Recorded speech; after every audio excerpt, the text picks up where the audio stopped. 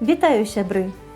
Сёння на маім канале «Казкі на канапе» новы жахлівік ад беларускай пісьменніцы Кацярыны Хадасевіч-Лісавой. Называецца ён «Ціхім вечарам». Тэма такая блізкая для мяне, хачу я вам сказаць, як для бібліятэкара. Ну, што там крывіць душой? Ведаем жа мы добра, што большая частка сучасных падлеткаў не вельмі хоча чытаць мастацкую літаратуру, а пры напісанні школьных сачыненняў прасцей простага паглядзець у інтэрнэце кароткі змест, ды яшчэ і штучны інтэлект падключыць, і ўсё, гатова. Але, як кажуць, непрачытаныя кнігі умеюць помсціць. І вось аб гэтым новы жахлівік пісьменніцы. Дзеянне адбываецца ў адной са школ. Напрыканцы 4-й чвэрці, калі ўжо лета хутка прыйдзе, сямікласнікі атрымалі заданне прачытаць новую аповесць сучаснага пісьменніка Міхася Пужалава, якая называлася «Ціхім вечарам». А адзін з герояў жахлівіка, хлопчык на імя Яўген, з рэпутацыяй выдатніка школьнага, вырашыў асабліва не напружвацца, а з дапамогай штучнага інтэлекта падрыхтаваў аж 3 тэксты па тэмах, прапанаваных настаўніцай сачыненняў, і адчуваў сябе упэўнена і спакойна. А патрэбна адзначыць, што з 3 гэтых тэкстаў 2 тэксты ён прадаў сваім аднакласнікам за грошы, блізнятам Артуру і Цімуру, якія не вельмі былі здольныя да вучобы, але ў іх заўсёды вадзіліся кішэнныя грошы. Таму час ад часу яны і звярталіся да Жэні. А Жэня збіраў грошы на моцную лазерную каску і выкарыстоўваў любую магчымасць, каб накапіць пэўную суму, якая патрэбная яму была для гэтай указкі. І тут у адначасе ўсё мяняецца. Калі на замену настаўніцы рускай літаратуры Таццяны Васільеўны, якая, на жаль, зламала нагу, у клас прыйшла маладая незнаёмая настаўніца Ксенія Андрэеўна. І калі на наступным уроку Жэня убачыў нездавальняючую адзнаку за сваё сачыненне, ён не паверыў сваім вачам. А настаўніца патлумачыла яму, што, відавочна, ён аповесць не чытаў, а штучны інтэлект выдаў абсалютную бязглуздзіцу. А тут яшчэ браты-блізняты прыціснулі Яўгена ў вугал і пачалі спаганяць грошы, таму што яны таксама атрымалі адзінкі за сваё сачыненне. Яўген ніяк не мог супакоіцца. Непрыемнасці не давалі яму ўвесь дзень спакою. А тут яшчэ Адар'я, яго аднакласніца, прапанавала ўсё ж пачытаць яму гэту аповесць Міхаіла Пужалава «Ціхім вечарам». А паколькі кнігі ў бібліятэцы ўжо не было, таму што іх разабралі іншыя дзеці, Жэня вырашыў напісаць пісьменніку у яго аккаунт. Ну, мы ж зараз усе сучасныя, умеем усе карыстацца сацыяльнымі сеткамі. І хутка ад пісьменніка, ён знайшоў пісьменніка яго аккаунт, і праз некаторы час пісьменнік адгукнуўся і нават запрасіў Яўгена ў госці. Таму што ён, аказваецца, жыў недалёка ад гэтага гарадка, ўсяго ў 7 кіламетрах ад горада. Жэня марыў пра гатовае сачыненне. Ну што там за праца для пісьменніка? Накрэмзаць пару старонак пра свой твор і яго герояў. Хіба яму цяжка, ведаеш усё да драбніц і нават больш. І Яўген меў хітры план паехаць да пісьменніка, выклікаць яго на размову і запісаць усё, што ён скажа. І няхай дзівіцца злыдня Андрэеўна, так ён празваў новую настаўніцу, якое сачыненне ёй здаць выдатнік Яўген.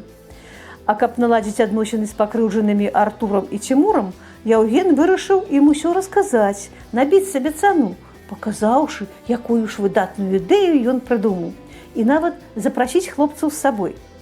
Сітуацыя патроху вырашалася.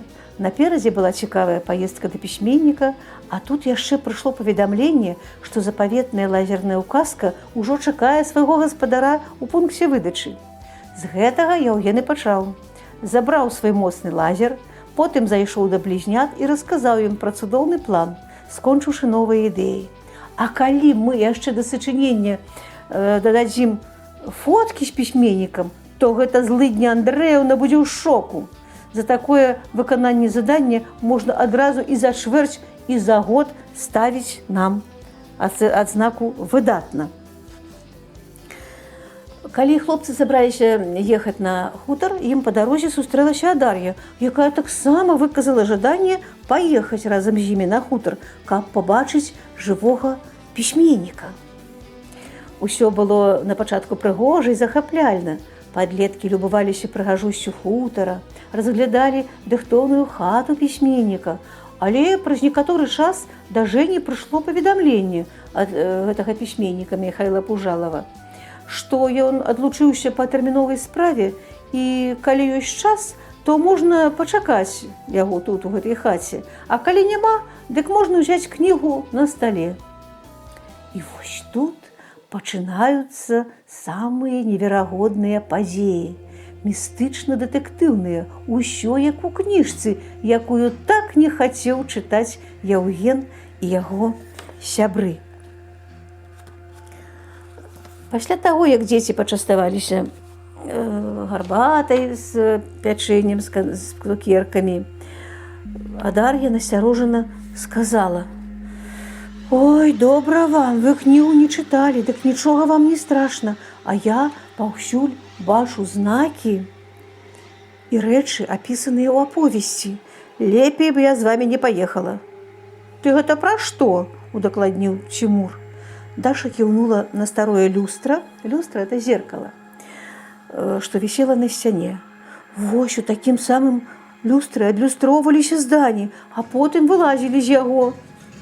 Артур кінуў позірк на крыху мутнае серабрыстае шкло і абыякава сказаў: «Люстра як люстра, самая звычайная.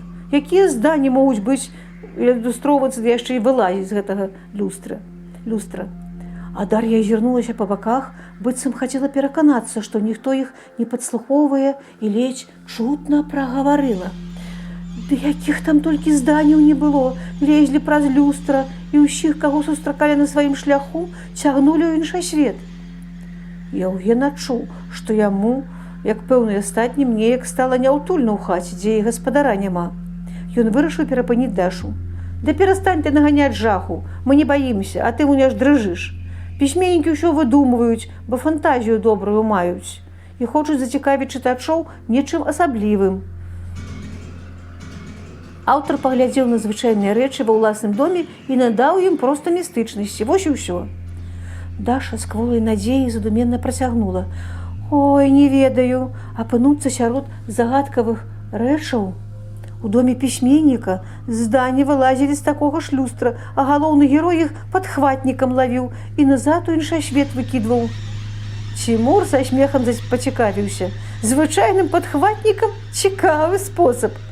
А Дар'я сур'ёзна ўдакладніла: «Звычайным, такім, як матылькоў ловіць.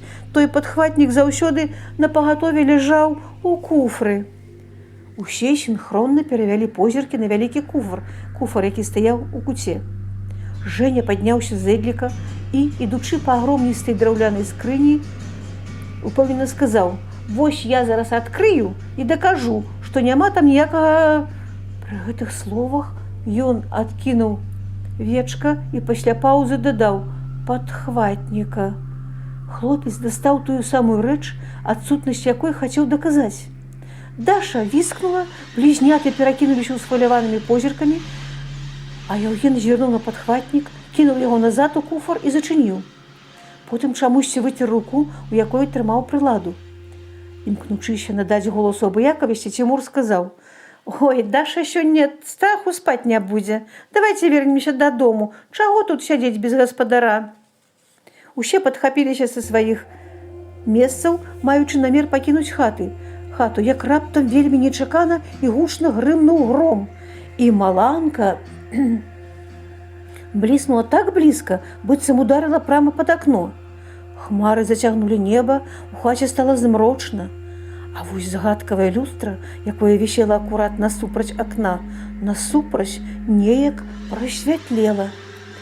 Яўген зноў прыйшоў на зэдлікі, падсумаваў: давядзецца перачакаць навальніцу. Нельга выходзіць на вуліцу, калі так блізка дагрыміць. І жартаўліва дадаў: знаходзіцца ў такую непагадзь на адкрытай прасторы больш небяспечна, чым даследаваць таямнічасць у хаце пісьменніка. Да таго ж зданняў мы яшчэ не бачылі. Падлеткі вярнуліся на свае месцы. Зноў звынкнуў тэлефон Яўгена. На гэты раз ён глянуў на экран і агучыў: гаспадар цікавіцца, ці тут мы. Самі ён ужо кіруецца сюды, але вымушаны схавацца ад навальніцы. Артур падліў кубкі гарбаты і сказаў: «Що ж сустрэнемся з ім, значыць?» Цімур зрабіў глыток травянога напою і пацепнуў плячыма. «Ой, астыў зусім, нібы з лёдам, і ўвогуле чамусьці холадна тут стала». «Вецер халодны, навальніца шушчалася», – кінуў у бок акна Жэня. У руках Дашы кубак пачаў дробна стукаць па сподачку, і яна ледзь чутна прашаптала: «У аповесці расказваецца, што перад з'яўленнем зданняў заўсёды станавілася холадна». Усе кінулі позірк у люстра. У мутнаватым серабрыстым шкле адбівалася адчыненае акно з расхінутымі фіранкамі, а за ім цёмныя навальнічныя хмары. Артур імкнуўся падтрымаць дзяўчыну, таму ласкава сказаў: «Ой, баязліўка ты ўражлівая, у кнізе ўсё выдумкі, не існуе ніякіх зданняў». Зноў маланка яркім выбліскам раскрэсліла неба, грымоты скаланулі зямлю, манатонна зашапацеў дождж. Раптам праз яго шум данёсся дзіцячы голас: «Тата, татачка, дзе ты?» Даша напалохала віснула: «Ай, пачалося ўсё, як у кнізе!» Гэта голас дзіцяці, якое заблукала ў лесе і прапала, а зданне яго прыходзіць і гукае. А што было далей, мы пачытаем з вами у наступны раз. Дзякую вам за ўвагу. Заставайцеся на канале «Казкі на канапе».